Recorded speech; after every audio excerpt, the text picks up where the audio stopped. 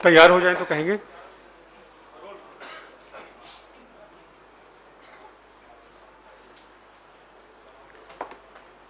नमस्कार दोस्तों, मैं राष्ट्रीय प्रवक्ता प्रोफेसर गौरव वल्लभ अपने सहयोगी संजीव सिंह के साथ, हमारे साथ छत्तीसगढ़ के मुख्यमंत्री आदरणीय भूपेश बघेल जी का और अब सभी पत्रकार मित्रों का बहुत बहुत स्वागत करता हूं।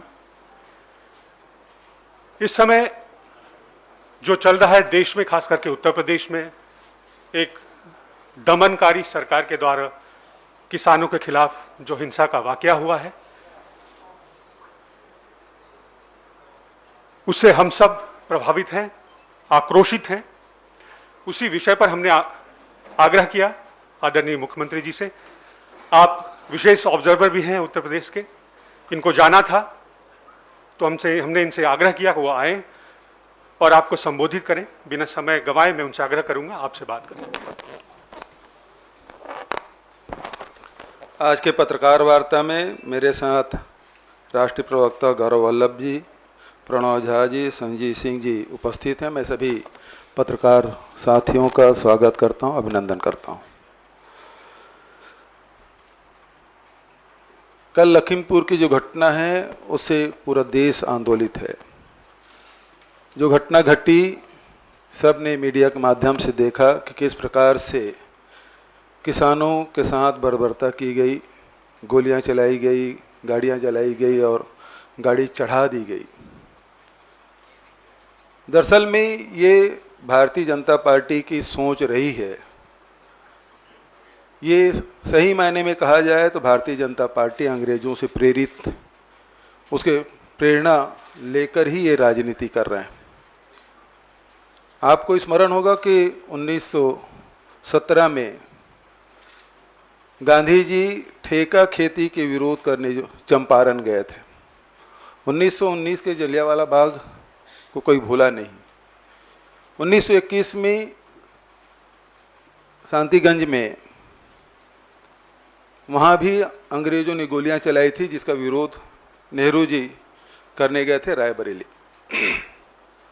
आदरणीय साथियों, ये जो आंदोलन है वो 3 काले कानून जो बनाए गए उसके विरोध में पूरे पंजाब, हरियाणा, उत्तर प्रदेश, राजस्थान, अन्य प्रदेशों में इसका विस्तार हुआ।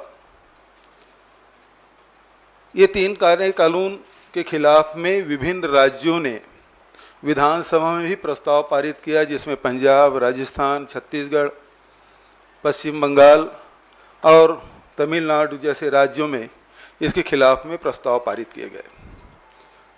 लेकिन इनकी हठधर्मिता आपने देखा कि किस प्रकार से ये बात कर रहे हैं। खासकर खट्टर साहब की बात, उन्होंने कहा कि किसान आंदोलनकारियों को लाठी भांजो, जेल जाओ, बड़े नेता बन जाओ।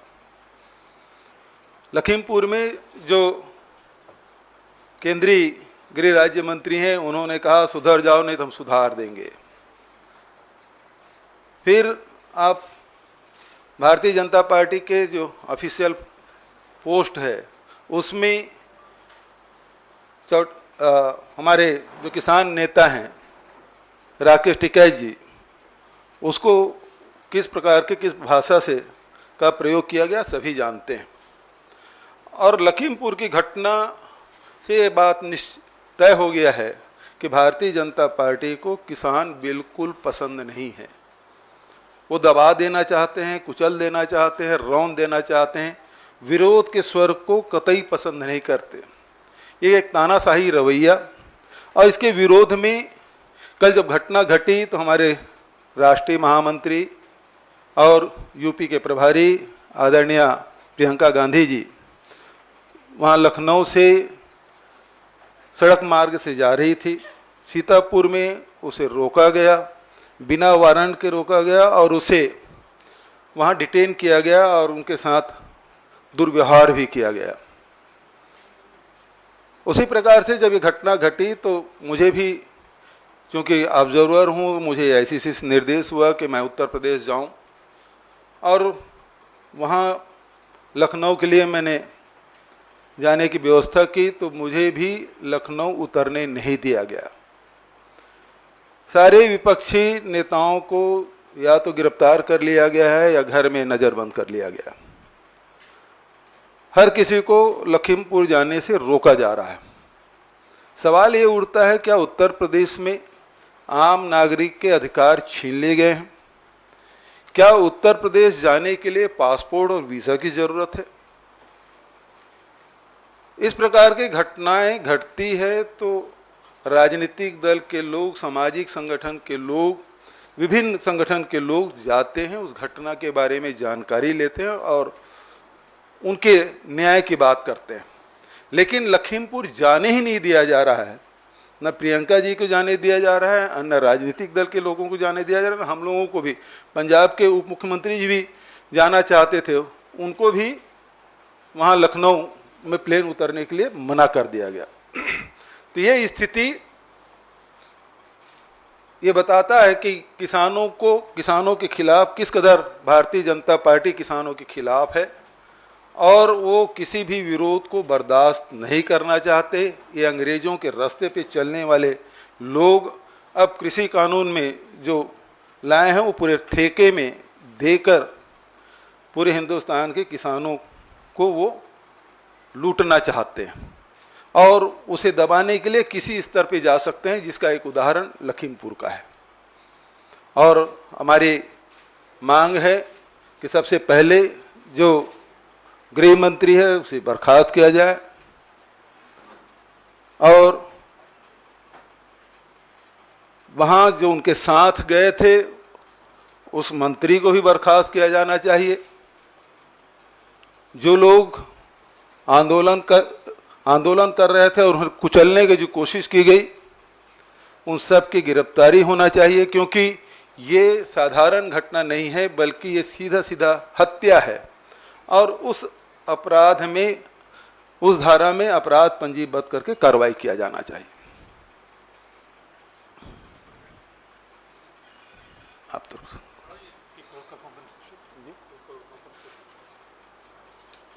कंपनसेशन 1 करोड़ होना चाहिए।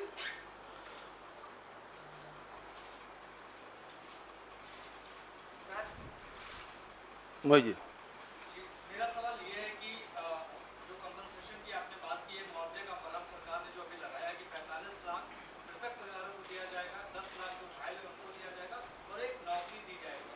और राकेश टिकैत ने कहा कि ऐसा पहली बार इतिहास में हुआ है कि गृह राज्य मंत्री पर भी FIR दर्ज होने जाती है, उनके बेटे पर भी होने जाती है। इसको किस तरीके से देखते हैं?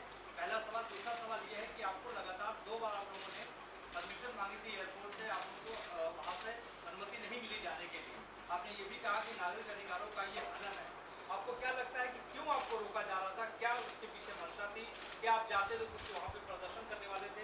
क्या वजह थी सारी चीजों? सीधी सी बात है कि कांग्रेस पार्टी हर अन्याय के खिलाफ लड़ती आई है और इस प्रकार की घटना में लगातार हमारे नेता, चाहे राहुल जी हों चाहे प्रियंका जी हों, लगातार जाके पीड़ित परिवारों से मिलते रहे हैं और अभी भी जाकर उनसे मिलते, उस घटना की जानकारी लेते और सरकार पे दबाव डालते कि उनके साथ न्याय हो। जिस प्रकार से कल केंद्रीय गृह राज्य मंत्री का जब बयान आया कि मेरे बेटा वहाँ था ही नहीं, तो बचाने की जो कोशिश हो रही है तो सबसे पहले से उसे हटाया जाना चाहिए, बर्खास्त किया जाना चाहिए।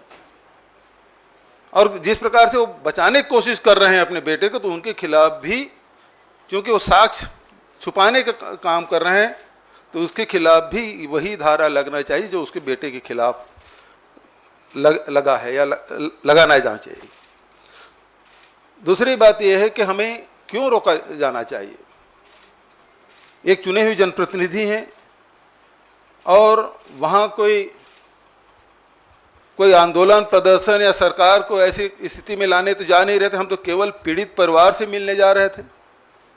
लखीमपुर की घटना से उन लोगों से मिलते, किसान आंदोलनकारियों से मिलते, पीड़ित परिवार से मिलते, उस दुख में सहभागी बनने जा रहे थे। तो इसे रोका जाना ये तो अमानवीयता है। धन्यवाद मोहित।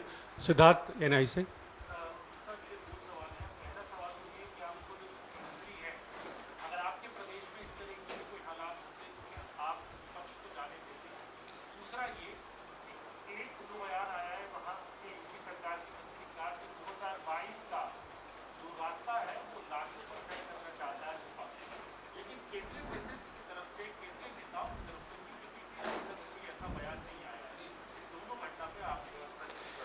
देखिए, छत्तीसगढ़ में अभी कुछ दिनों पहले सीलगेर में घटना घटी थी, पुलिस फायरिंग में।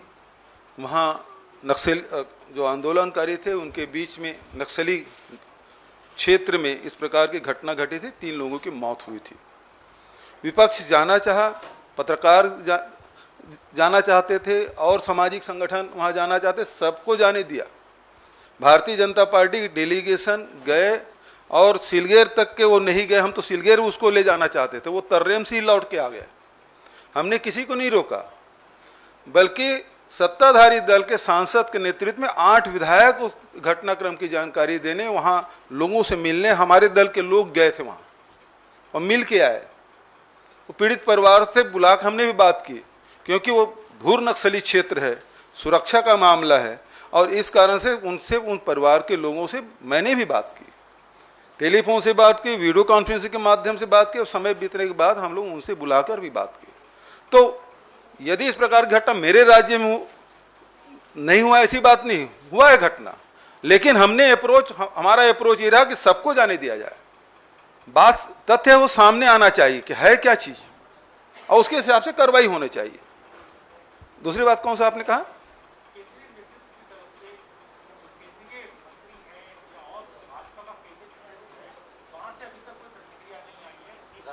बिल्कुल सही बात है। जब इतनी बड़ी घटना घट गई तो प्रधानमंत्री की तरफ से न कोई ट्वीट आया है, न ही भारतीय जनता पार्टी जो सत्ताधारी दल के उनके द्वारा से कोई वक्तव्य आया है, बल्कि हमारी तो मांग है उस मंत्री को तत्काल बर्खास्त किया जाना चाहिए।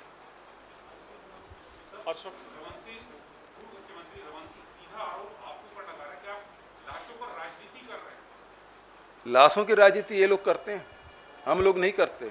हम लोग शहादत देने वाले लोग में हैं, ये लोग सत्ता की राजनीति करते हैं। देश के लिए कुर्बानी देने का काम किसी ने किया है तो कांग्रेस पार्टी ने किया। उसकी लंबी फेरिस्त महात्मा गांधी से लेकर इंदिरा जी और राजीव जी तक देश के लिए अपनी कुर्बानियां दी है। भारतीय जनता पार्टी के लोग बता दें, आज़ादी की लड़ाई से लेकर आज तक के कभी नाखून भी कटाया हो?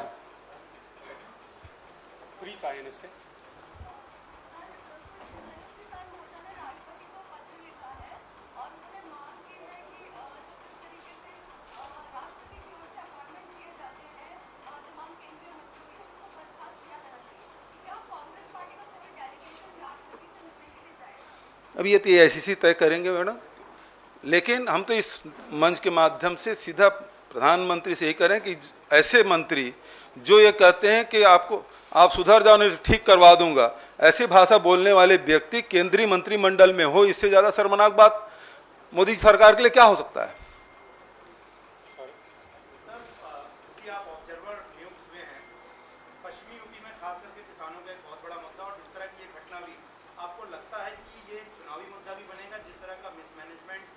आरोप लगता रहा है, योगी सरकारों का किसानों के प्रति भी रहा है। गाजीपुर बॉर्डर पर वो लोग लंबे समय से बैठे हुए, किस तरह से देखते हैं कि ये आपके संगठन को भी मजबूत करेगा और राजनीति के केंद्र में रहेगा ये मुद्दा चुनाव? देखिए, किसान हमारे अन्नदाता हमारे लिए राजनीतिक विषय नहीं है, हमारे लिए महत्वपूर्ण है, क्योंकि महात्मा गांधी ने कहा कि देश की आत्मा गांव में बसती है। राहुल जी लगातार किसानों के लिए न्याय की बात वो करते रहे, और आज भी कांग्रेस पार्टी इस वर्ग के लिए लड़ाई लड़ रही है। तो हमारे लिए राजनीतिक मुद्दा नहीं है, बल्कि देश का ये मुद्दा है। किसानों का मुद्दा मतलब 70-80% आबादी का मुद्दा है, हम सबके जीवन से जुड़ा हुआ मुद्दा है, और इसलिए इसे केवल राजनीतिक चश्मा से नहीं देखा जाना चाहिए।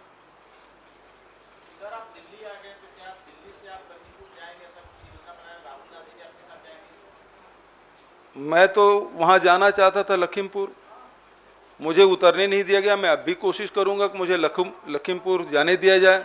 मैं फिर दिल्ली आया हूँ, तो दिल्ली से आपसे चर्चा करने के बाद शायद योगी आदित्यनाथ जी कुछ उसके निर्णय में बदलाव आया और हम लोगों को अनुमति मिले, विपक्ष के लोगों को। तो मैंने बहुत सारे साथी जाना चाहेंगे, क्योंकि इतनी बड़ी घटना जिसमें किसानों को रौंद दिया गया है, इतना दर्दनाक, इतना विभत्स और कोई दूसरा दृश्य नहीं हो सकता। इस तरह से सर आप कह रहे हैं कि गृह राज्य मंत्री को बर्खास्त किया जाए, तमाम तरह के आरोप लग रहे हैं, निष्पक्षता की उम्मीद करते हैं, सरकार के निष्पक्षता के साथ जांच हो जाएगी इस मामले की? जिस प्रकार से मौन साधे हैं राज्य सरकार, जिस प्रकार से मौन साधे सत्ता पक्ष के लोग, उससे तो लगता नहीं कि निष्पक्ष होगा।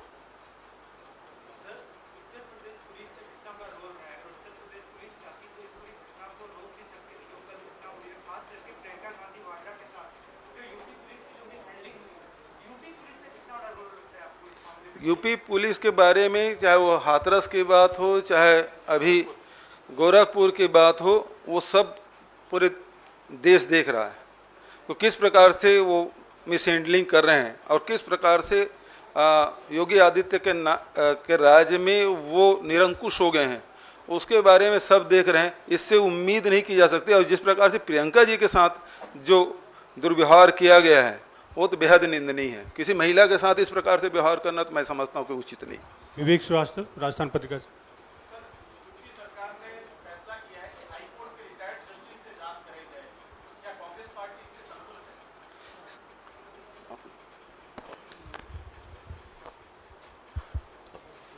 जी, कल इस बारे में हमने हमारी स्थिति स्पष्ट कर दी थी। कल हमने ये मांग की थी कि सुप्रीम कोर्ट के सिटिंग जज की अध्यक्षता में इसकी जांच किया जाए। देखिए, ये घटना कोई एक आइसोलेटेड घटना नहीं है, जैसा आदरणीय भूपेश बघेल जी ने बताया। आप इसकी क्रोनोलॉजी समझिए। कुछ दिन पूर्व यूपी बीजेपी के हैंडल में एक कार्टून आता है। उस कार्टून में ये दिखाया जाता है और लिखा जाता है राकेश टिकैत के बारे में कि यूपी आए तो खाल उधेड़ दी जाएगी। वो कार्टून है, आप भी जाके देखिए उस कार्टून को। खाल उधेड़ दी जाएगी, वो कार्टून है यूपी बीजेपी के हैंडल से। फिर सप्ताह भर पहले गृह मंत्री, देश के गृह राज्य मंत्री, सुधर जाओ वरना सुधार देंगे। लोकतंत्र में उनको किसने ये बोलने का अधिकार दिया? संविधान के कौन से अनुच्छेद में उनको ये बात कहने का अधिकार मिला? उसके बाद हरियाणा के संवैधानिक चुने हुए मुख्यमंत्री जिसने संविधान की शपथ ली, वो अपने कार्यकर्ताओं को कहते हैं आंदोलनकारी किसानों का सर फोड़ो, जेल जाओ और नेता बनो। This is the leadership, I can say leadership creation factory of BJP. This is what they want to convey कि लीडर बनने के लिए अन्नदाताओं का सर फोड़ो, जेल जाओ और लीडर बनो। क्या बीजेपी इस तरह अपने लीडर बनाती है? और हम मांग करते हैं कि जब तक गृह मंत्री अजय मिश्र अपने पद पर है, कोई भी जांच का कॉन्स्टिट्यूट करना बेमानी है। तो सबसे पहले तो उन्हें बर्खास्त किया जाए।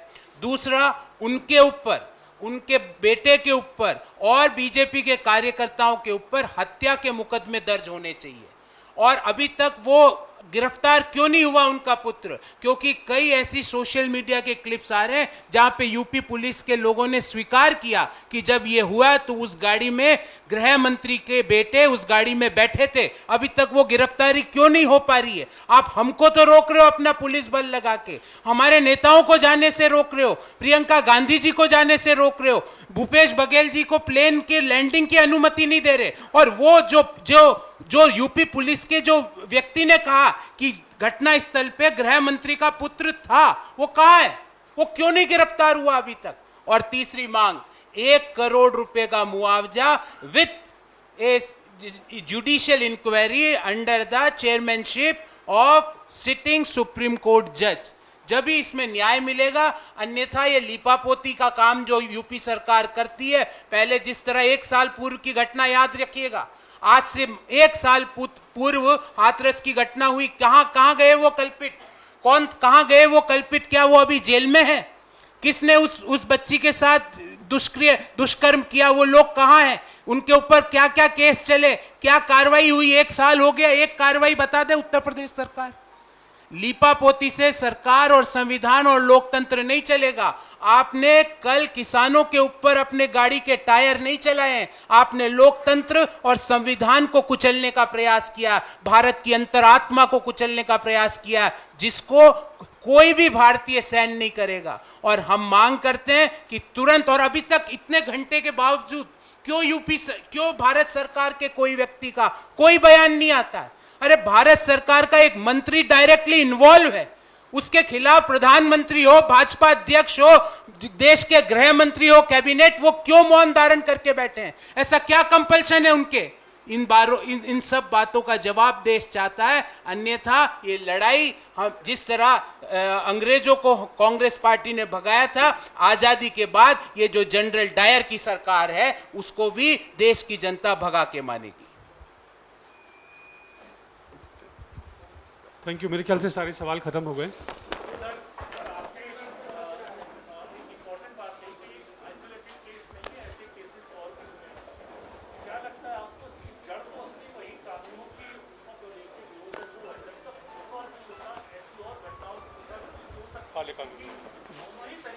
भाई 3 काले कानून हैं, उसके खिलाफ में पूरे कांग्रेस पार्टी रही है, पूरे किसान संगठन रहे हैं, जिसकी लड़ाई किसान पिछले 8 महीने से लड़ रहे हैं।